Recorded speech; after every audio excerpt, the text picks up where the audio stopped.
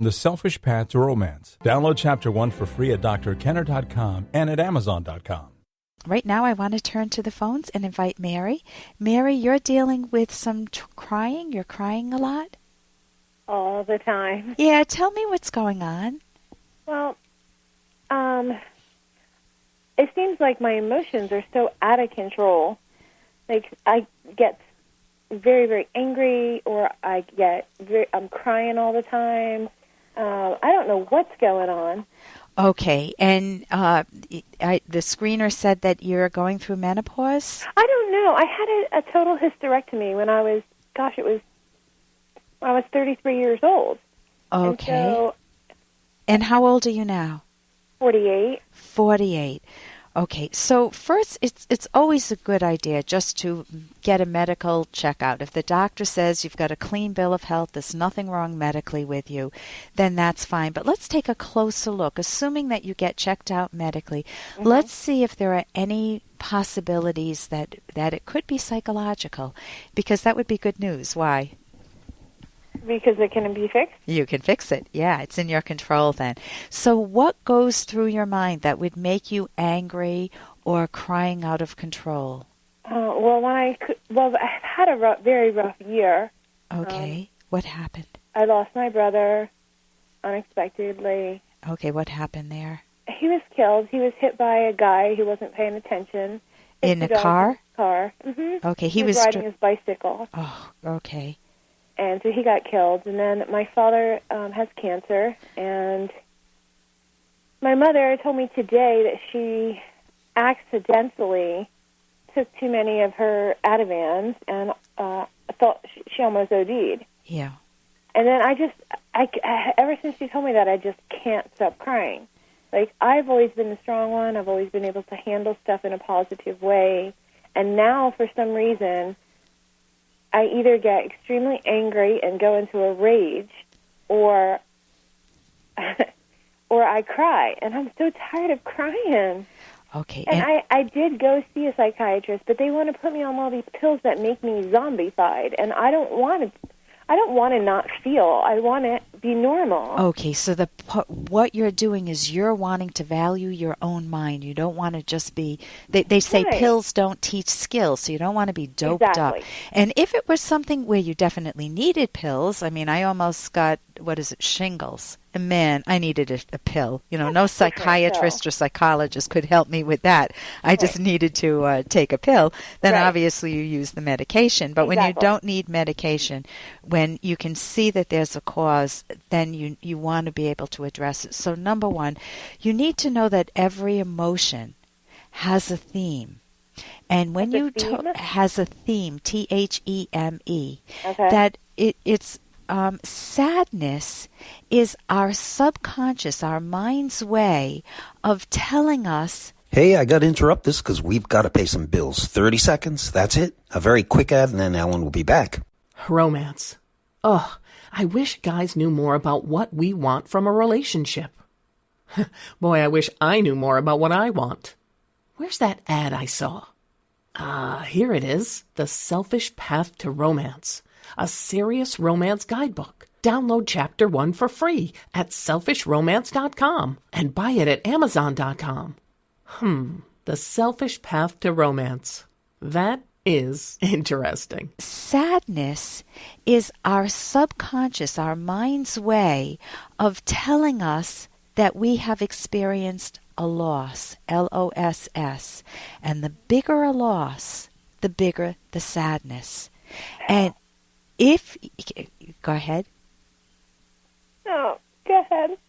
And so if, as you tell me, you have been traumatized multiple times this year by the horrific loss of your brother on the bike accident, by sudden, he was healthy, I'm assuming. He's out there riding a bike. Yeah. So that is an unanticipated, what they call an unanticipated death, and it's also an untimely death. When people die when they're 95 years old, that's what's considered a timely death. It's at the end of their life.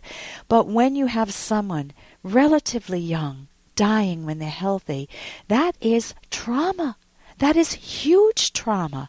And if you don't give yourself permission to go through the grief and then simultaneously build a parallel world for yourself, and that's nothing mystical about that. It just means connecting to the good things that remain in your life. That's important to you, Mary. Mm-hmm. It's important to grasp that that's what sadness is. So you have a father who has cancer. You have a mother who made a decision. I don't know what happened, but it certainly sounds scary to me. If my mother called me and told me that, I would wonder about her stability. Right. And I would wonder about what's going on with her psychologically or medically. And if she's dealing with the losses too, I mean, it's really hard for a mom to want to go on after they've lost a child.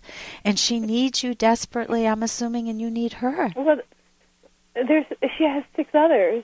I mean, come on. What about the rest of us? So I feel like I just didn't lose him, but I lost her too. Yeah. And when you feel that things are not fair, guess what emotion we feel when our subconscious evaluates a situation as not fair? Crying. Well, that's loss. Anger. Crying. Yes. Anger is, it's not fair.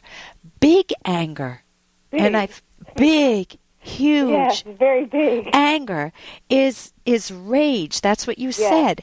And that's saying something your mind is picking up is not fair. It's not fair that your brother died.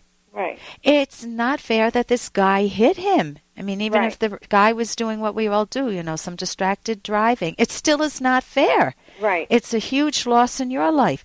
It's not fair that your father has cancer. Now, obviously, these are medical things, so it's not that someone's doing anything. It's not fair that your mom took Adivan. Was she suicidal, or was she just... She takes it normally. She takes a lot of it normally. Yeah, but I think she needs to monitor things because that burdens you and the other children in the family. It doesn't matter because she doesn't know how to cope without it. So she needs therapy ASAP.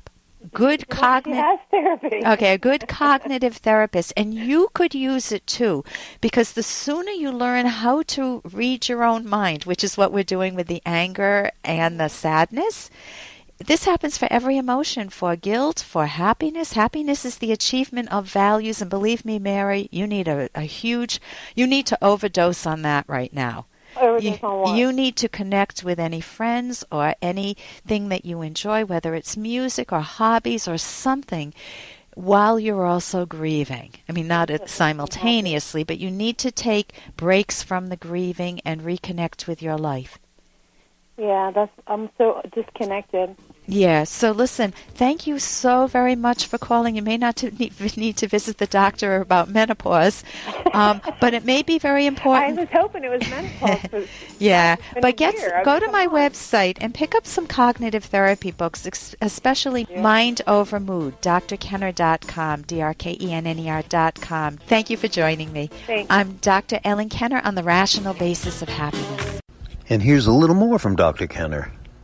When I was in 7th grade, I was the fat kid in my class.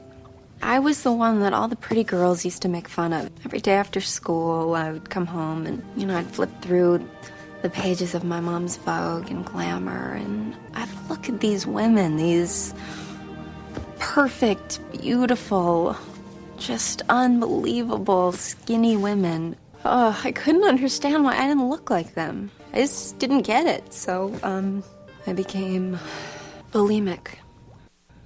You can read minds.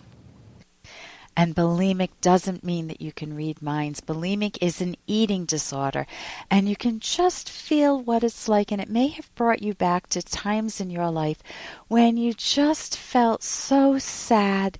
You just see that you're not perfect like the way you think perfect should be, but you need to rethink that, because if you want to be thinner or have a better shape or be more exercised, those are legitimate values, not an eating disorder, not binging and throwing up or taking diuretics and just starving yourself or doing things to your body that are not healthy, but really truly valuing yourself and pursuing those values, whether you want, as I said, a good body or to feel fit, those are values that are worth pursuing. For more Dr. Kenner podcast, go to drkenner.com and please listen to this ad. Here's an excerpt from The Selfish Path to Romance, the Serious Romance Guidebook by Drs. Kenner and Locke. Feeling invisible implies that you are not important or perhaps not well matched with your partner. One important type of visibility is intellectual visibility. Intellectual visibility means showing respect for your partner's mind.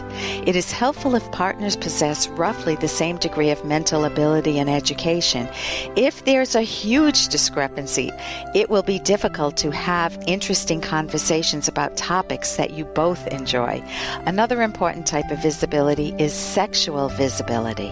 Sexual visibility means appreciating your partner's body and his or her ability to give and receive sexual pleasure.